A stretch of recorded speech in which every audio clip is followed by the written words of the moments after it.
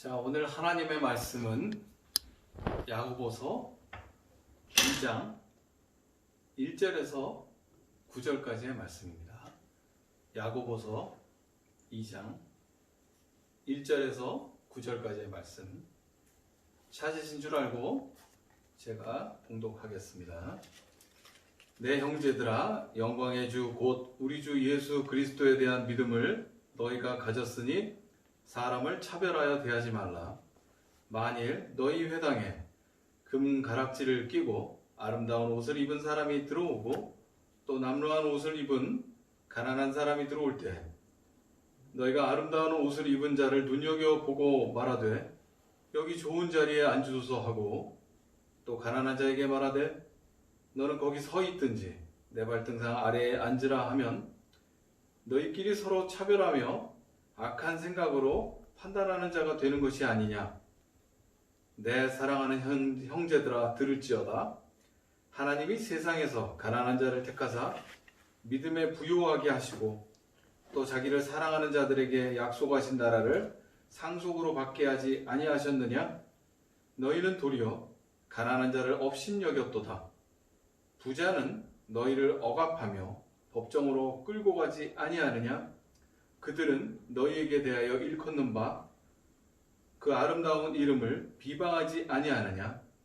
너희가 만일 성경에 기록된 대로 내 이웃 사랑하기를 내 몸과 같이 하라 하신 최고의 법을 지키면 잘하는 것이거니와 만일 너희가 사람을 차별하여 대하면 죄를 짓는 것이니 율법이 너희를 범법자로 정죄하리라. 아멘. 지금까지 야고보서를 제가 강해 설교하고 있습니다. 이번은 세 번째 시간으로 야고보서 2장의 내용을 제가 여러분들과 나누고자 합니다. 야고보서 지난번에 1장 서론 시간이 있었고요. 그 지난번엔 야고보서를 전체적으로 이제 둘러본 내용이 있었죠.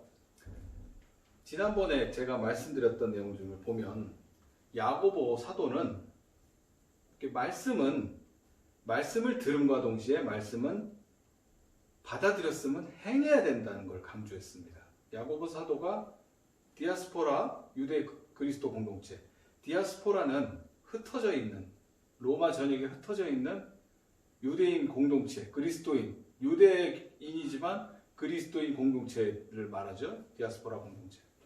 그 디아스포라 공동체에 대해서 권면하고 걱정스러운 마음에 이 편지를 쓴 것입니다. 그 편지의 내용이 이제 서론 부분에 이제 이 내용이 있고, 그리고 이제 지난번의 내용은 총론이 되겠고, 이제 오늘서부터 이제 2장, 3장에 계속된 내용들은 각 편의 강론이 되겠죠.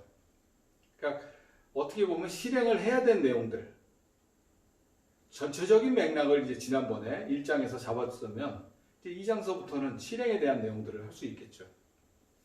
그러니까 어찌 보면 주류사회, 주류 로마 공동체, 로마의 주류사회에 속하지 않은 유대 신앙 공동체에 대해서 어찌 보면 계속 동경을 하고 있어요. 그래서 한 사람 한 사람 미혹되어서 빠져나간 것을 정말 방지하고자 안타깝게 여긴 이 사도들이 그 내용에 대해서 권면하고 있는 것입니다.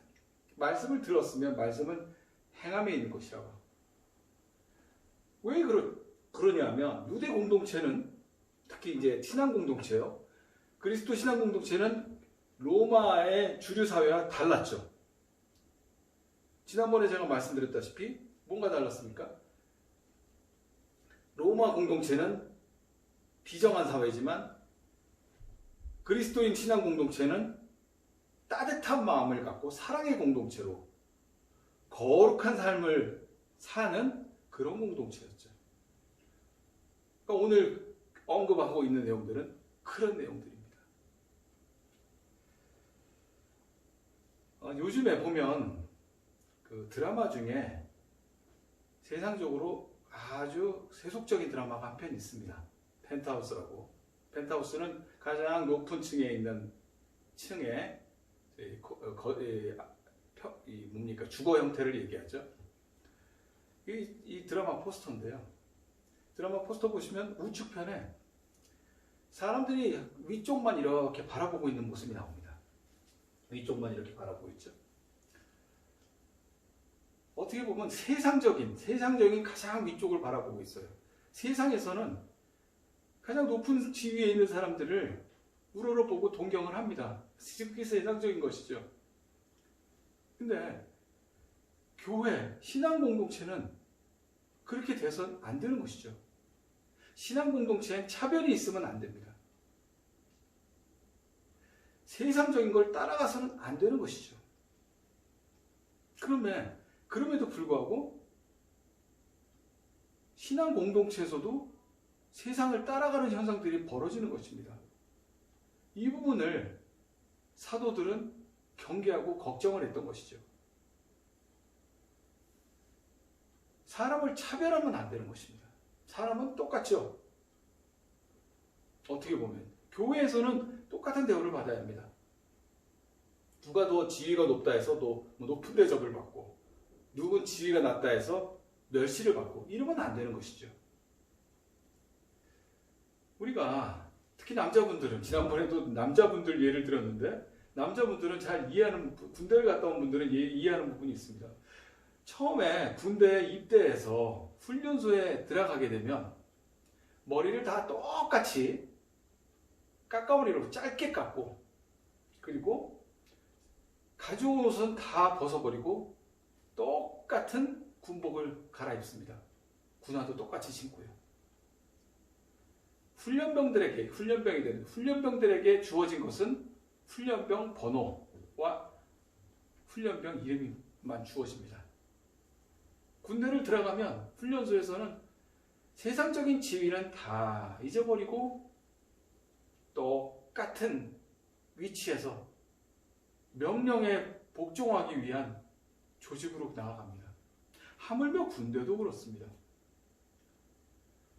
교회는 이보다 더 어떻게 보면 똑같은 상황이 돼야 한다고 저는 생각을 합니다. 누구 하나가 더 세상적인 지위가 높고 부자라 해서 더 인정을 받고 교회에서 존중받고, 가난하거나 지위가 낮은 사람이라 해서 교회에서 업수히 여기고 이래서는 안 되는 것이죠.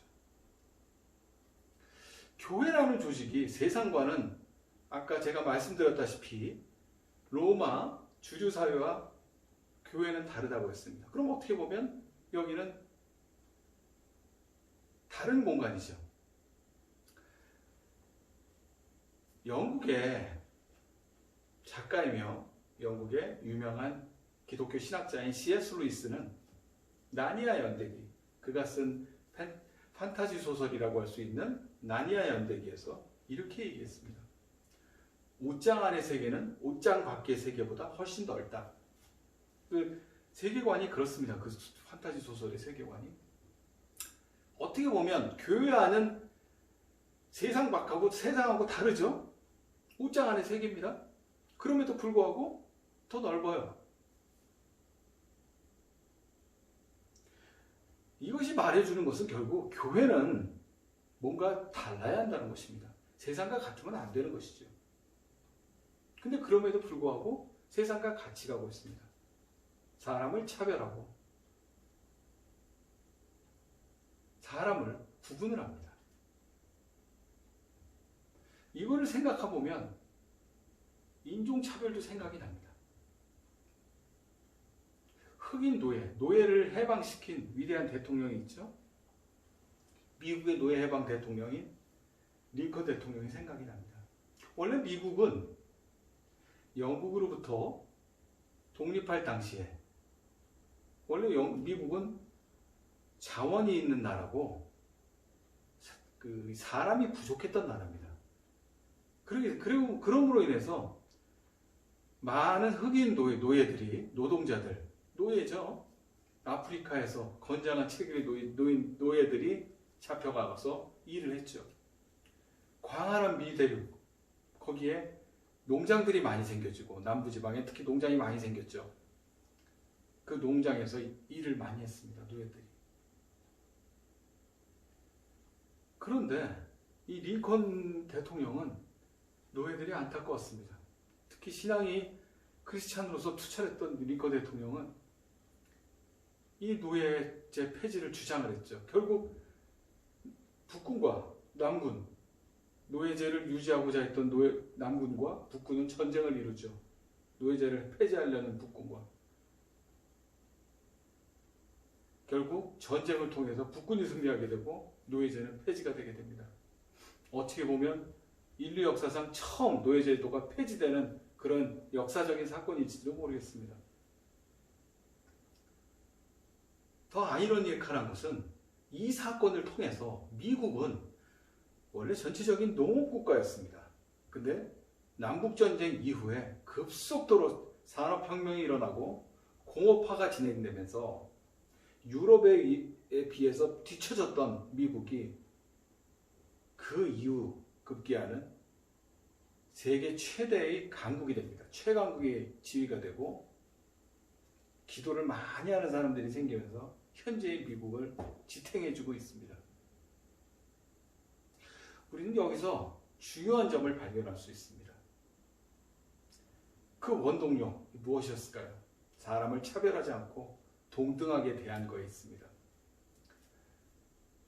주인과 노예, 주인과 종의 관계에서 동등한 대우, 차별하지 않은 굉장히 중요한 것이죠.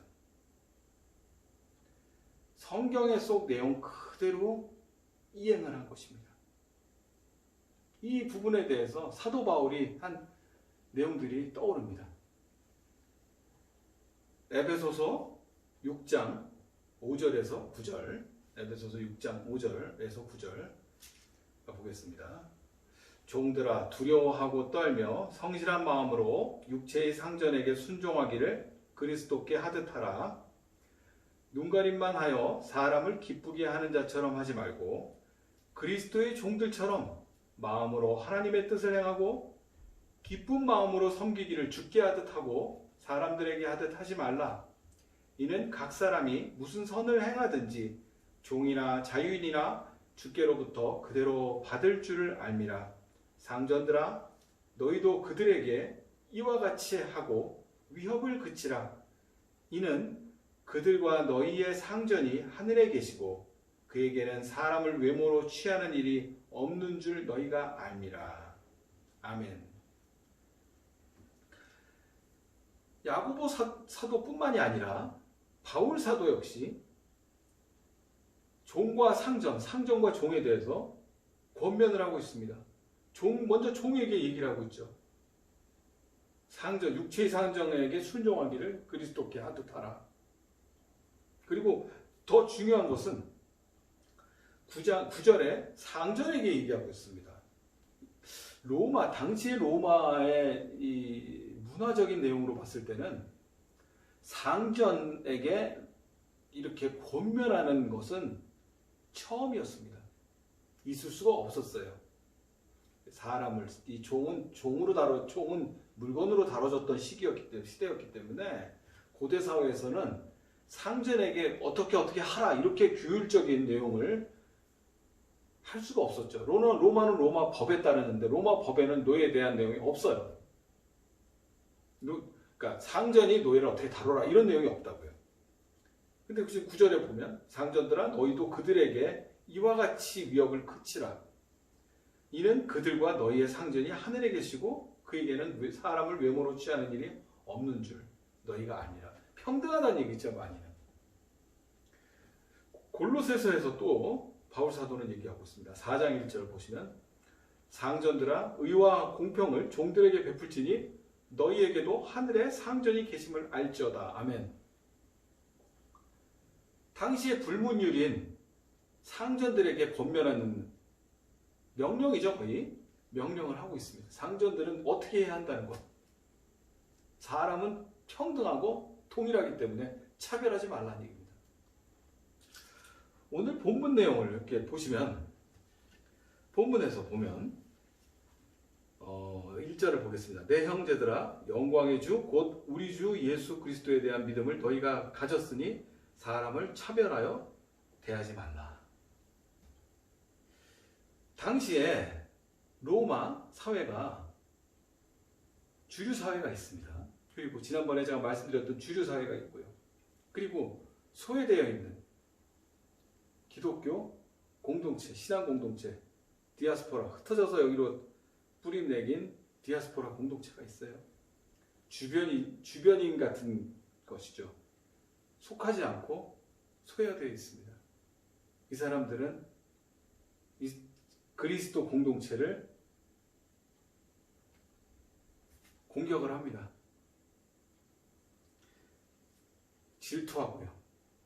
질투하고 공격하고, 그리고 여기를 완전히 어떻게 보면 내팽개쳐져 있다고 봐야 되겠죠.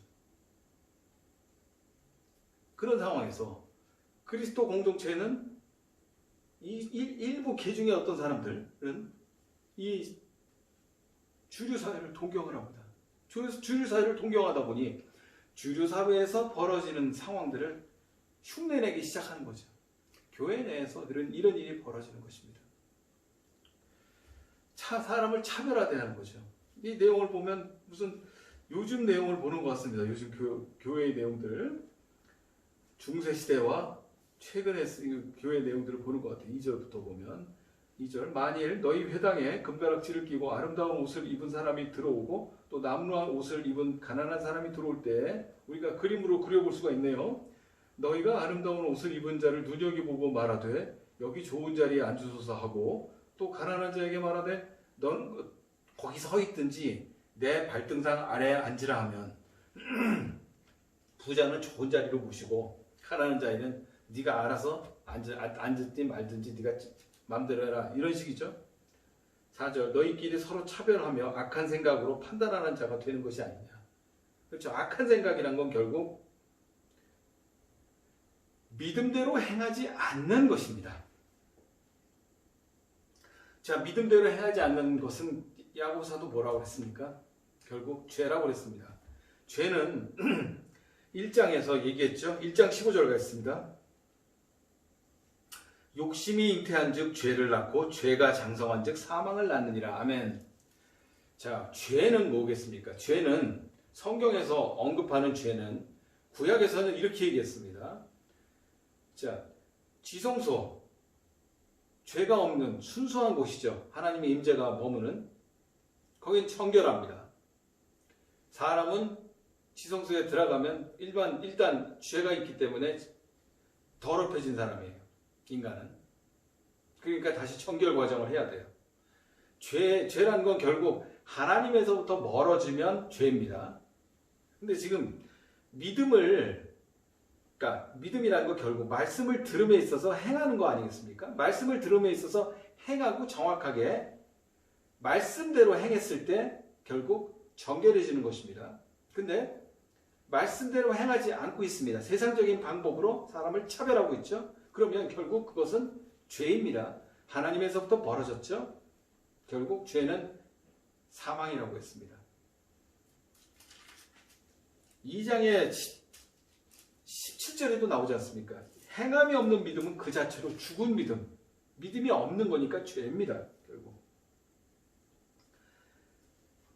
5절을 보겠습니다. 내 사랑하는 형제들아 들을지어다. 하나님이 세상에서 가난한 자를 택하사 믿음에 부유하게 하시고 또 자기를 사랑하는 자들에게 약속하신 나라로 상속으로 받게 하지 아니하셨느냐?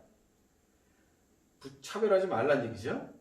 그리고 6절 보시면 너희는 도리어 가난한 자를 업신여겼도다. 세상적인 방법으로 한다는 얘기입니다.